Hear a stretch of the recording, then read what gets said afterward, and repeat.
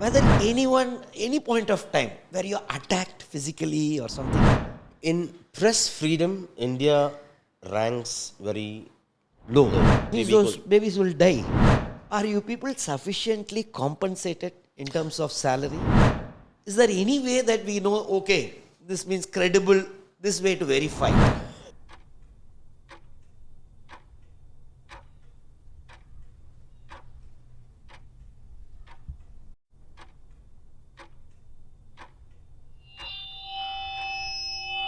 Welcome to Officers Podcast. Today we have a guest, a household name, not only in India, amongst diaspora. He is one award-winning journalist known for the ethical journalism. From my childhood, I am seeing him. In fact, when I was preparing for the civil service, I had to rely on for my current affairs, I had to rely on authentic news. So, definitely, yes, if he reports, if he writes, it will be always authentic. So, today we have with us an award-winning journalist, none other than Sam Daniel, Bureau Head, reporting from Tamil Nadu. Yes, welcome, sir. It's a pleasure. First of all, I thank you so much for joining us. We know that you're a very busy person. Thank you so much for joining. Thank you so much for this opportunity. I'm on the other side today. Looking forward to my interaction with you. Thank you so much. Welcome, sir. So, when you started having journalism in your mind, was it your childhood ambition? What was your ambition? My childhood ambition originally was to become a teacher. My mom is a teacher, and somehow I developed an interest towards teaching. I wanted to become a college lecturer. So my academic pursuit was towards that. I finished my master's and then my MPhil in English. I became an English teacher later. But my interest towards media or journalism began in the late 1980s because we belonged to the Doordarshan era.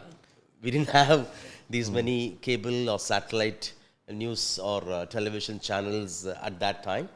And my only window to the world at that time was the World This Week program by Pranoy Roy, who founded NDTV with his wife Radhika Roy.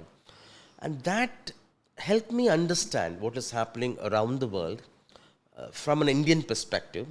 Many young Indian journalists were based or reporting from, say, cities like New York, London, around the world. And that actually, I think, in an unconscious way, inspired me to develop an interest towards storytelling. Maybe I didn't know about journalism in that sense at that point in time, but to report, to tell a story, that was my basic interest.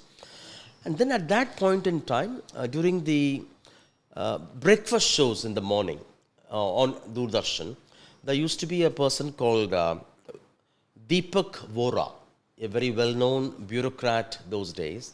And he used to host the breakfast show. He was very, very articulate in English. And that gave, besides news, many interesting interviews with guests. And the way he was able to speak flawlessly, very smoothly, that also, I think, attracted me towards media. But after I finished my graduation, maybe we were not well informed those days. We didn't have internet to be able to Google search and check universities offering journalism. My parents thought since I'm good in English, I should be doing my graduation in English. So I chose BA English Literature. And then I continued with my English at the master's level. I went to MCC from Salem Arts College after my UG. I took up teaching actually. For 5 years, I was teaching English in different colleges. The last 4 years was in Kodaikanal Christian College in Kodaikanal, where fortunately I was also asked to handle language aspects to the media management program in that college, a kind of a master's journalism program. I didn't study journalism, but I was good in my English teaching. So I used to watch hours and hours of BBC from my hostel room and take notes how they interview, how they tell stories, so that I could give lectures on the communication, the language aspects of journalism. So my formal entry into journalism in that sense began during my teaching career. By then, I also created opportunities. For example, I started a college monthly newsletter. It used to be called The Voice, and I used to write for that, encourage students and faculty members to write. So, my interest towards journalism, although I didn't become a journalist, in a way, I was trying to use my talent and create opportunities to continue in some way do some journalistic work. So that also helped me to brush up my talents. I was teaching for 5 years and then I met Jennifer Arul, who used to be the bureau chief of NDTV in Chennai those days. She had come as a resource person to give lecture to English teachers. We exchanged cards and after 3 months, she calls me, Sam, I know you teach journalism in your college. We are starting a Tamil bulletin with Vijay Television. NDTV is tying up with Vijay TV for a Tamil bulletin every day. Can you send a student? So we sent one boy, he was chosen. Another boy, he was chosen. She wanted one more. We sent a girl, she was taken up. She asked for more. Unfortunately or fortunately for me, at that time we had only 3 students available in that master's media program. So I said, we don't have any other students, but I am interested. So that's how my shift from classroom to newsroom began, from teaching to journalism. So that's my story of how I started or what inspired me to shift towards journalism. So you were interviewed by Madam Jennifer Arul? Yes, the first interview was with Miss Jennifer, and we used to have Mr. Narayan Rao. He passed away a few years ago. He was the administrative head, one of the founding members of NDTV. And then we were flown to Delhi to be interviewed finally by Dr. Pranoy Roy there in Delhi. Oh. And then we had a kind of a week-long training at the NDTV headquarters in Delhi, and then we were sent to the streets. So what was your first news coverage? Interestingly, my first news coverage in Madurai was about a Madurai girl cracking the civil services. Oh, wonderful. Because we had some 2 weeks time before the channel was, before the news broadcast was launched. So we had done the story. This young lady from a very middle class background who used to live at Tirunagar in Madurai. So we interviewed her as the first story. We did a story. Unfortunately, that story did not go on air because it was by then 2 weeks old. When we launched the news bulletin, then our editors felt, Sam, this could be slightly dated, as we call it in news. But that was a very memorable story for me because a positive story about a young girl from a very humble background cracking the civil services. I'm sure she must be an accomplished officer by now, 20 years ago. By any chance, do you remember her name? I don't remember her name now, but I should probably look at my diary to check. But yeah, a very young lady at that time. Okay. So the first news item didn't get on air. on air. So how was your feel? I think I understood. It was a learning experience. Sometimes news, if it's not given immediately, it becomes stale. And so we had to apologize to the family. They also understood. And then it became a kind of a... It happens sometimes sometimes because of other news developments, your hard work sometimes goes waste in a sense. So one should not worry that first itself gone because you are more than 2 decades you have spent in journalism. I wasn't disappointed. I was disappointed, but that did not really demotivate me in that sense. I took it in the stride and it also helped me to learn how we can retell the story without making it look stale. That was a learning experience. Now I would not have done that. You can rewrite the script and take a different angle and make it look fresh. It's possible now. But at that time, I was very young. I didn't know the tricks of the trade in that sense.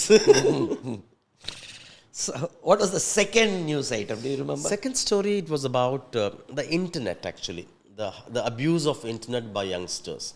Okay. In the year 2000, we used to have so many browsing centers. Yes. Private browsing centers. Computers were not that popular to own computers for middle class families. And the browsing centers, I found, were increasingly used by youngsters or groups of friends to view pornography. So I wanted to expose that. So we went to various browsing centers. It was kind of an investigative story in Madurai. We covered visuals because it was a challenging story. We can't reveal the identity of the individuals, but you have to tell the story. So we then spoke to the owners of the browsing center to make sure we don't reveal the place where it is happening, win their trust. And then we had a nice doctor who was able to give a perspective on the psychological aspects of watching pornography, how addictive it can be, how it could cause some kind of a damage to one's emotions, one's belief, and the other repercussions in life.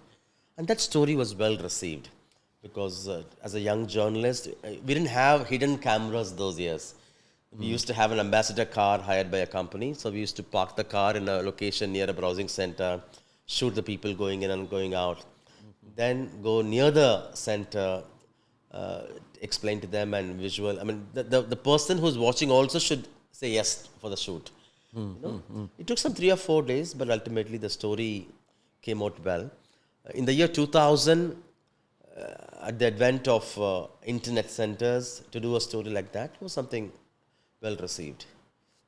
So, because we always see you on television, how you feel, because you also at times will see those news That's items. right. How's your feel? I watch myself on TV with a sense of critical evaluation of myself. Could I have done that story better? I'm very particular about my pronunciation. Have I mispronounced something? And have you left out something? For example, be it any interview, be it any story, you make, especially live interviews, because you have to make sure you don't give only the positive side of the story, but also ask critical questions. It can be a minister, it can be a bureaucrat.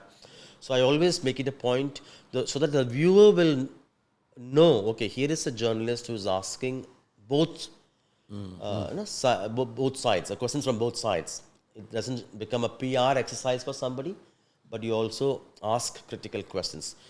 So you can always enjoy yourself seeing on TV, but I watch it with a great sense of responsibility so that I see whether I can improve watching that every time and make sure I don't repeat mistakes if I found something.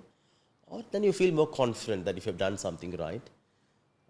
And yeah, it makes you happy, but it's also, I always look at every story, every interview with so much of trepidation, that things could go wrong. Can you do it right? So that you prepare well, you do research well, and if it comes out well, it's happy. But you never turn complacent. You go with good preparation, good research, so that nobody looks at you and says he is found wanting. That kind of a thing. Even now, also you I do that. even now. Every small interview, even if it's for a 2 or 3 minute live on television, I may look natural on TV, but that confidence comes from the kind of hard work and preparation you put behind that. How to start, where to shift, how to summarize, how to bring in the other perspective, make sure both sides are represented, make sure you're factually correct, make sure, that kind of a thing. And sometimes television can be challenging because you get only 2 minutes time for a live interview for the reporter. You have to be wholesome, accurate, and also balanced. Give the other perspective also. So it's important. Say, for example, recently I interviewed Ms. Kanimoli, the MP, after the Parliament passed the Women's Reservation Bill. And being a woman MP, it's important to get her perspective. She was very happy. But I also wanted to put the question of, will the DMK, which is demanding implementation of this particular 33% reservation right away from the 2024 elections, will the DMK on its own start allotting 33% of seats for women? I asked the question because it's important. You claim or you demand the government to do this, but would you at your party level start doing this? Because nothing stops you from implementing it. But she gave a good answer saying that, if it is earmarked as a constituency designated for women, then the competition is only between women, among women. But if DMK alone is giving or one party alone is giving 33% reservation for women, still they will have to compete against a popular, a strong male candidate there. Then there is no level playing field. So unless it is uniform, it is followed by the way it is designed, it will not have the desired impact if just one party follows it. But my point was to ask that question, that why, what stops you from implementing it right away instead of waiting for the government to do it after 5 years, after 2 elections. So it's important we bring in the other side also, and it's up to them to defend or to explain their stand. And So, as a journalist, you have to maintain a good relationship with politicians, That's right. bureaucrats, because they are the source That's for right. you. However, there may be several occasions you have to report a news against them. that's right. Won't it be little uneasy, and how you take it forward after that relationship? It's a very interesting question. Number one, we never become personal friends of, at least me, with politicians and bureaucrats. But you need to maintain a good rapport with them, maintain a good trust with them, so that they know when you call them in an emergency for a breaking story, they need to take a call. Or when you WhatsApp them, they need to respond. So you maintain a healthy relationship, a rapport with politicians and bureaucrats. But they know that Sam will not misquote me. Sam will not manipulate what I say. Even if it is a critical news on me, Sam will come to me for my explanation. I make sure they trust me for that. So even if it is a critical story on a bureaucrat or on a particular political party or a politician, they know that I will definitely give them a chance to defend or deny or rebut whatever they have to say. And their story will obviously be, in that sense, balanced. So I maintain that. You make sure whatever I report, you can be absolutely sure that it will not be one-sided, it will not have any vested interest, or it will not, and I wait for them to respond. And only if they say on record they don't have to, they will not respond, then I add in the story. So that way, they believe in me. So there have been instances where when you interview bureaucrats, especially it can be collectors, it can be commissioners from a corporation, they know we come for civic issues where people complain. It can be during the floods, shortcomings in terms of non-implementation of, say, stormwater drains in Chennai. So they know that we are coming based on shortcomings seen on the ground, or flooding or inundation. But they still talk to us because this is an opportunity for them to explain from their point of view. What is the challenge? Why couldn't they finish it? Or what is being done to... So when they trust us that when a story goes or written by or published or telecast by Sam, they will know for sure that it will not be one-sided. Secondly, we don't go to them for any favors. We don't go to them for any we don't even receive any compliments from them. This is Diwali time. Ministers send baskets of... they are simple. I mean, they send in good gesture. But we as a policy tell them very politely, as a policy, we never accept gifts. So that way, we also draw a line that we shouldn't be even remotely or tacitly be obliged to them in any way. But professionally, as long as they do ethical journalism, balanced journalism, giving them equal opportunity to defend, to deny, to rebut, then I think you maintain their trust, and they would love to still speak to you. Today, yes, Sam Daniel known across. But you started your career long before. At least in initial years, have you faced, because you would have done some investigative journalism, someone who could have got affected, whether any point of time where you are attacked physically or something, any... In press freedom, India ranks very low in terms of journalist safety, in terms of other aspects surrounding the life of a journalist. But fortunately, in Tamil Nadu, things are a lot better, I should say. But I had issue in the year 2002, I think, when I was a very young fledgling journalist. We had reported a story based on stringer footage. We didn't go there and cover it ourselves, but it was sent to us by a stringer in Uslambatti area in Madurai.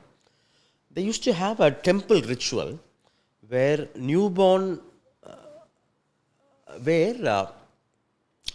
young couples who did not have children for a long time, when they get a child, they come and fulfill a vow in that temple. The vow was they pray to God that if we get a child, we will come and bury the child, the newborn baby, in a 1 foot deep trench. They will cover it with sand and fulfill the vow. That's the vow they make. So there was a ritual where on camera it was captured. Children, newborn babies, maybe 2 weeks old, 3 weeks old. Those babies will die. They won't die, but there is a possibility of children dying. Okay, they'll again remove. They'll remove. They will wrap the baby in a white cloth in the presence of the temple priest and the gathering day. And as a ritual, there will be a trench ready there. They will place the child, the baby inside, cover it with sand, and then after a minute they will take away the child. But child could die because there was a minister who was witnessing that. He didn't do anything. Everything was on camera. When we telecast that story, it became a major discussion that night on the prime time bulletin. And Ms. Jayalalitha was the chief minister at that point in time. She, number one, immediately sacked the minister for having been a kind of a mute spectator there. Secondly, she also banned that ritual. At that time, although I did not myself go to the village, the villagers had printed my photograph and put posters that this journalist should not be allowed inside the village. They thought perhaps we had come there ourselves, filmed it and telecasted, but that's not the case. We had taken from a stringer, but it became a national headline and it brought about so many changes. Because of the ban, because of the sacking of the minister, they got wild. But it stopped with that. There was no physical threat. There was no telephone call to me. I've done many number of stories from Uslambatti village later, including stories of caste discrimination there and things like that. But nobody attacked me or something. But we also take many precautions when we do such investigative stories. For example, we have done some stories on sand mafia. Then we tell the police that we have our own protocol in NDTV, for example. So we follow that and we make sure that we follow that protocol in terms of safety, who to alert immediately, that kind of a thing. But otherwise, I've not received anything like a threat. At any point, you have put in, I think, 23 years or so. Yes. Any point where you're so stressed and thought, better leave journalism? There was one phase. Say, for example, when I became a television journalist, at that time we didn't have these many channels. We had our own way of identifying stories which will be interesting for national audience. We didn't really bother about the routine, regular news developments. We may get some 10, 15 developments happening in Madurai or Chennai every day. But we do stories which could be interesting for national audience. It could be politically important. It could be a human interest story. Or it can be a bureaucratic apathy which demands urgent attention to bring relief to individuals or communities like that. But there was a phase when new channels started and they started reporting each and everything. They wanted to make a news of every single development. That shook us up because we were known to be very, very selective. I'm not saying wrong in that kind of reportage, but that made a news of everything, even an insignificant thing that was given a spin and that was made into a headline. So that was suddenly, for some time, we lost direction. We tried to switch to that side. We had our own difficulties. You may be working on a story, suddenly you'll get a phone call, can we do that story there? Then you leave this and go there. It became a logistic nightmare also sometimes. And at that time, I found myself under stress. Uh, should we continue like this? Go back to You teaching. don't mind working hard. You don't mind doing good research and working on good stories.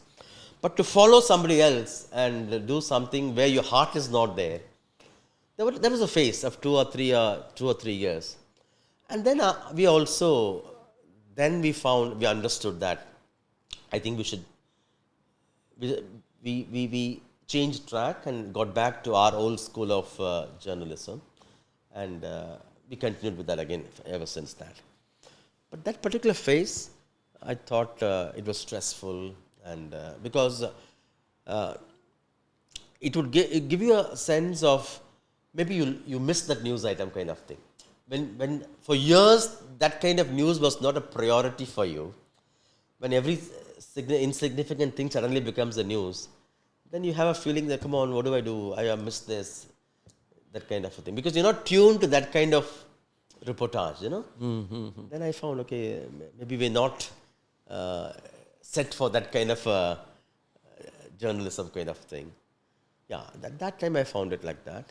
And that was also a time when we had the world economic turnaround happening, economic downturn happening, because of which the downsizing happened. When there were 3 or 4 teams in the bureau, it became 2, ultimately it became 1 team, which means what 4 people used to do earlier, you handle as a single person.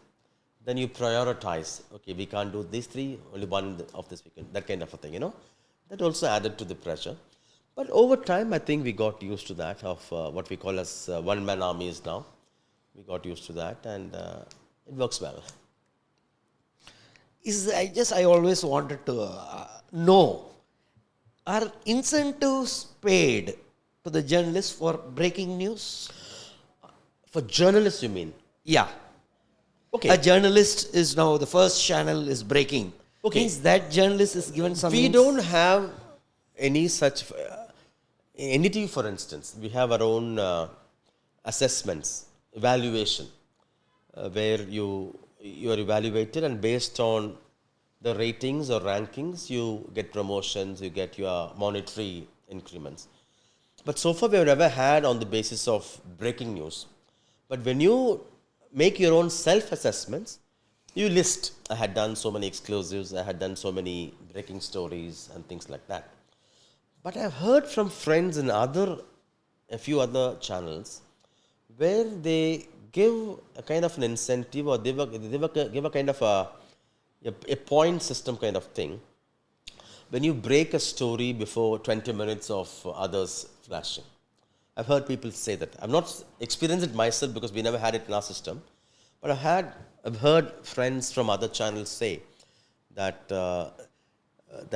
they have a kind of an incentive system if they break a story before a particular period before others do. Then that particular reporter gets, the long term, maybe in that assessment year or in that half-yearly thing, he or she may get a kind of an incentive. But I've not changed jobs, so I really don't know how it works in that sense. But this one, I'm sure a few friends have told me, because in Chennai, we have a very good culture of sharing of information among English journalists. At one phase, things were not that transparent sometimes, because we never expect friends to share information of exclusive stories. Say, for example, with your off day, when you look at your group an hour later, you would know what are the things that have happened, and if you are interested, you can take leads from that, you can verify and you can flash it. But at some point, things were not that forthcoming. Then we understood that some channels have this kind of a system that if they break it much in advance, much before others do, then they get a kind of incentive. So if they share it in the group, everybody will break it simultaneously. So then that was a kind of a, that's when I learned about that. Okay. Journalists, 24/7, 365 days. Are you people sufficiently compensated in terms of salary? Yes and no. There are many well-established companies who pay very well. But that's not the norm. At the regional level, there are small magazines, there are small publications who are just surviving. They may not get much of ad support, they may not get much of revenue, they may not get much of circulation. But if you look at the national media, I think I would say we are reasonably well paid. But I should also caution youngsters who aspire to become journalists. If money is your primary concern, money is important, but if you're looking at aiming at that kind of a high paid job, then not everybody will be that well paid in journalism. Here, many of us work because of our passion to tell the story, passion to be part of the exercise to tell the truth to the people. And money sometimes becomes secondary. This job is so addictive. This job is so makes you so much involved that it makes you work overtime beyond your working hours, be it your off day, working day, weekly off, whatever. It gives you that energy because you have that thrill of telling a story, the thrill of breaking it first, the thrill of verifying it and telling the truth to the people. That's the calling. So if money is my thing, I should have probably quit a long time ago. For instance, in my case, because of the economic downturn, for almost 10 years, we didn't have our usual increments. But still, we continued to work for the organization because of the good journalism we did. But had it been other youngsters, they would have been hopping jobs every 2 or 3 years because every time you change your job, you get a better designation, you get a better pay package, and your economic growth is much faster. So the bottom line is, there are organizations that pay well, there are organizations which are struggling, but it's a call you take. Whether am I taking up this job for the sake of money or for the love of the work you do? And then you should decide based on that. If some youngster wants to take up journalism, so you were telling money should not be the criteria when they decide. Now, whether they have to do journalism and graduation, or anyone say you haven't done journalism, Yes, but you're a wonderful journalist. Now, yes, any other person who's good in English or say Tamil, whichever, or any like Hindi, Telugu. Now, whether they can take up journalism, what is the path they have to, how they have to go? I think now increasingly media houses look for graduates who have pursued journalism as an academic program. You need not study journalism as a 3-year degree program. You can be from any field. It can be engineering, it can be arts, it can be science. But if you decide to take up journalism, probably then you can go for a specialized 1-year program. There are institutes which, for example, it can be like the Asian School of Journalism in Chennai. It can be like the Symbiosis in Pune. It can be like the Manipal in Karnataka. It can be like the Jamia Millia Islamia in Delhi, where any graduate can join that program, and they have a very 9 or 10 month old program, long program, where they train you to work and think the way the industry journalists do. They have their own in-house television studios. They have in-house magazines and newspapers being churned out every day. So after the 4 or 5 month long academic program, they send you out to the streets, make you do stories, write stories for digital version, for the print version, for the television version. So after that, you become ready for the industry. That's one way of doing it.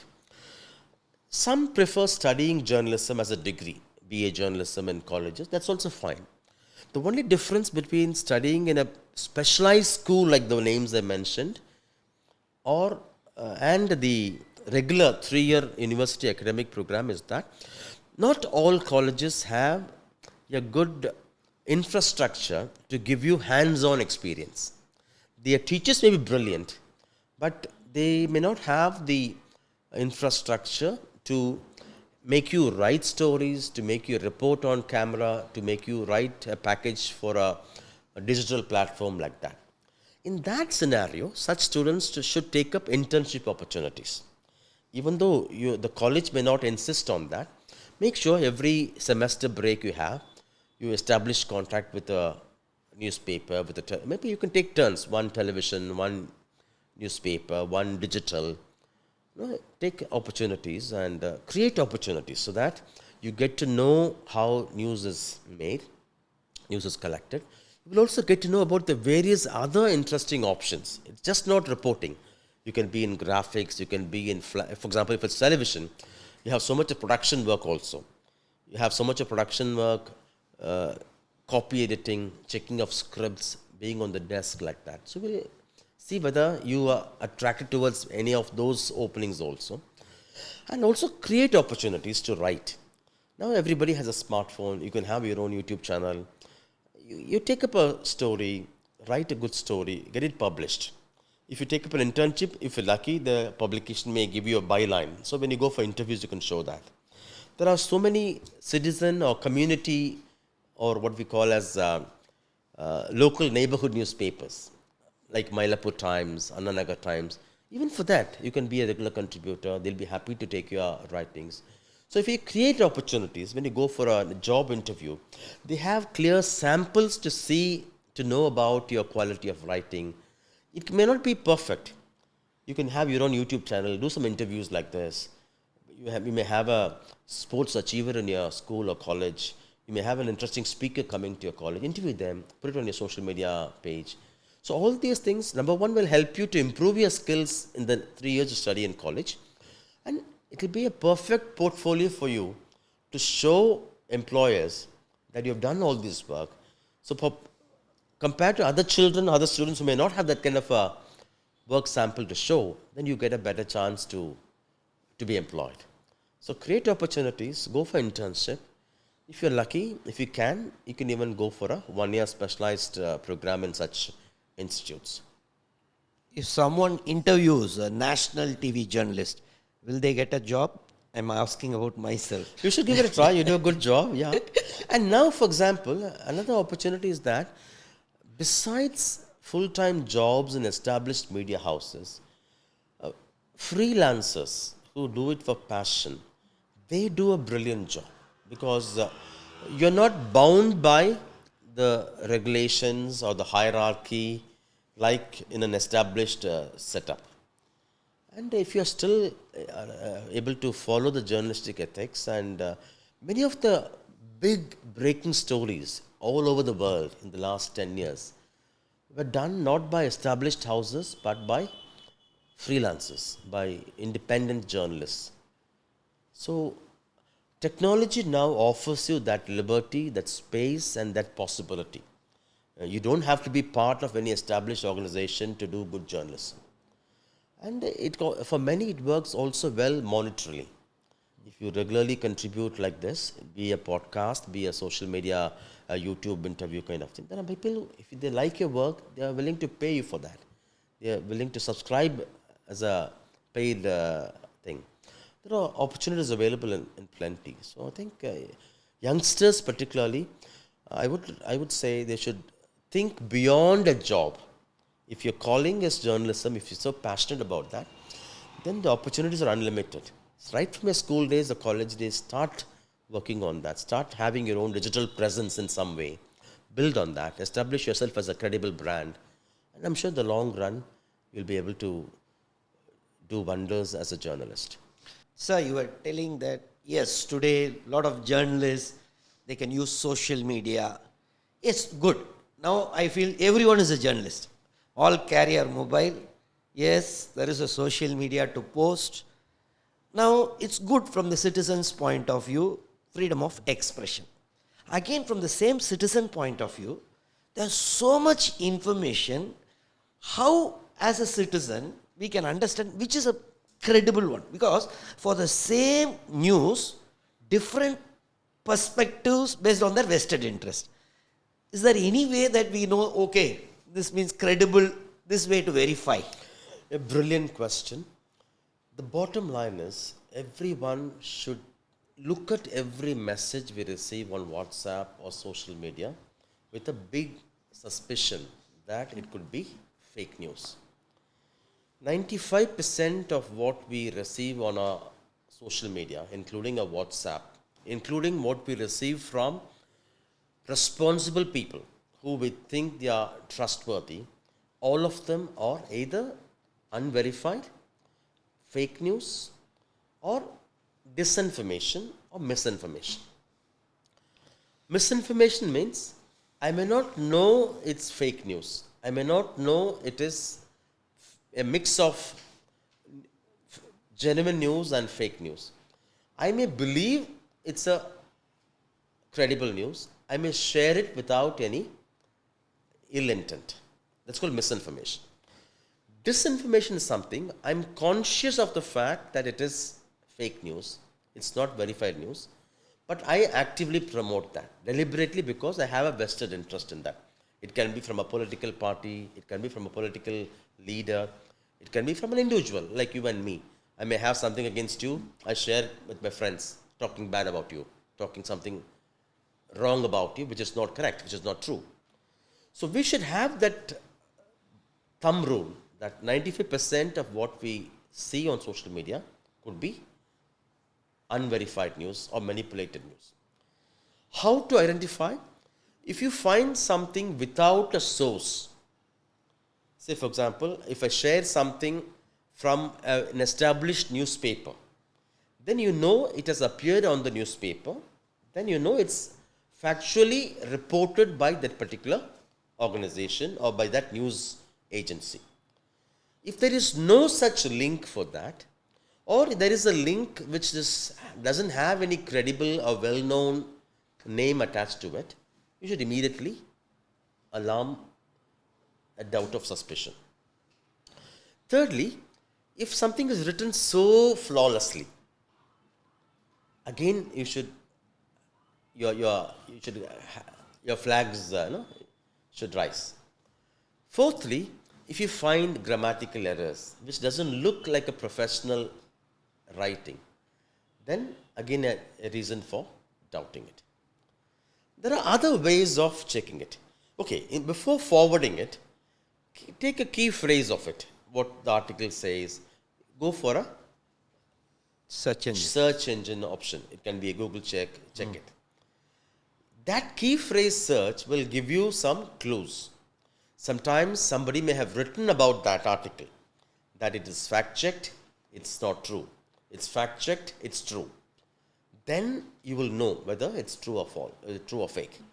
Second one, often we get pictures which make us believe it's a true news. Say for example, when it's heavily raining in Chennai, somebody will send in a teachers groups or students groups, Pudi Talamurai into Palligal Vidamurai. It may be fake. It may be from last year. But they give you names of such credible news organizations to make you believe it. So, but still, you can't go by that. In that case, you go to their website, you go to their Twitter handle and see whether they are reporting. For such breaking stories, normally they are immediately alerting on their official social media handles. That's one way of checking it. If you're very, very particular, there are simple tools available for fact checking. Fact checking is not rocket science. For example, there is, if you get a picture which you think is going viral and people believe it, but you have a doubt, you save that picture, go to Google for example. If you click on images, you will see one camera symbol on under the bar on the Google search images thing. Click on the camera, upload this picture, what you think you want to be fact checked, and check for the results. If it's a fake picture, you will get umpteen number of other options connected to this picture. Somebody may have written about it, somebody may have given the original picture before it was manipulated. That research will help you to find out the story behind that picture. And then you can easily bust it, whether it's a fake picture. Because nowadays, Videos and pictures manipulated, they become so credible because when we see it with a picture or with a video, we believe it's true. And these tools could help you to fact check it. And now every such newsworthy thing can be easily checked online. If it's from the government, you can check on the government websites. If it's from the police, check it on the police website. And you can make them some calls if you have a doubt. But what happens is that every one of us is guilty of promoting fake news because we don't bother to verify it. We think that the other person would have verified and shared with us, which the other person never did that. The other person would also have thought the person who sent him or her would have verified. So we have become perpetrators of fake news without realizing the damage we cause. So even if you receive something which looks fantastic, written very in a fantastic way, unless you are sure it's true, don't bother to forward that. When you forward that, then you become peddler of fake news. That's very, very important. So 3 thumb lines. If it's very well written without a source attached to it, if it's faulty or if it's very grammatically poorly written, these things should immediately strike you to think it could be fake news. Now, you have 23 years of service. Now, at any point, you reported on something thinking that it is authentic, but after one day or after an hour, you realized, no, it was not correct. Has it happened? It has happened 1 or 2 times. We normally have a system of verifying it from 2 different sources. So chances of we getting it wrong, unless those 2 sources are wrong, will be very, very remote. In one such incident, there was a Diwali time explosion of crackers, and more than a dozen people had died. See, when we get information from primary sources, sometimes we don't bother to check it again with a second source. By primary source, what I mean is that when there is an explosion, you call the SP, or you call the district police office, or you call the special branch office or the IAS in that district, depending on the jurisdiction. If they confirm, then there is no reason normally to go for a second verification. But we require to normally still go for a second verification. But sometimes, with years of experience, you tend to overlook that. This was during my initial years as a journalist when I reported. The number of people who died, they reported to be, there was a discrepancy in the figure. It took some time for me to understand how even the primary source can be wrong. Fortunately, we didn't take it on air. Okay. But what happened is that, say for example, the local police station tells me, say for example, 12 people died. Okay. Then when I checked with another police source, he tells me 10 people only died. Then I understood the police station mechanically records what they hear from walkie-talkie. Okay. It's quite possible sometimes when people are taken to the hospital, some will get better in the hospital, and the figures coming from hospital will be more authentic than the figure that comes from the police station at that stage, in the initial stages. Ultimately, the police station will correct the figures. But the police station, sometimes what happens is, if there are 15 people taken to the hospital, there is a possibility the police station recording all 15 to be dead, whereas after the people reach the hospital, if 2 have survived, then the numbers will change. So there was one such situation where there was a discrepancy, and that was a learning experience for me. Even if it is the police who confirm the numbers, it's always better to go for a second verification. So now sometimes the SPs or DIGs will be very, very busy during a major crisis. They may not be able to answer your call at that time. So we normally go for the grassroots police station or the SB office number. Then I evolved another system of my own, going through another round of verification to make sure that you get the right numbers. The risk is that you can always say at least 5 dead, and then if the numbers go up, you can increase it. You can't say 15 dead and then say 10 dead. That will lose your credibility. There have been such information. One interesting example I'll give you. How sometimes even the primary information could be wrong. Recently, this happened 2 or 3 years ago. A factual thing. Kamal Hassan, he had tweeted one night, late in the night, close to 11 o'clock, 11:30 at night, saying that fire at my house, all of us are safe. Thank you for your concerns. When the actor himself is tweeting, there is no reason for you to doubt. But I called the fire office. Was there a fire at Mr. Kamal Hassan's house? He has tweeted. He's laughing at me. Sir, அவருடைய பக்கத்து வீட்டில் தான் fire. There was fire only at his neighbor's house.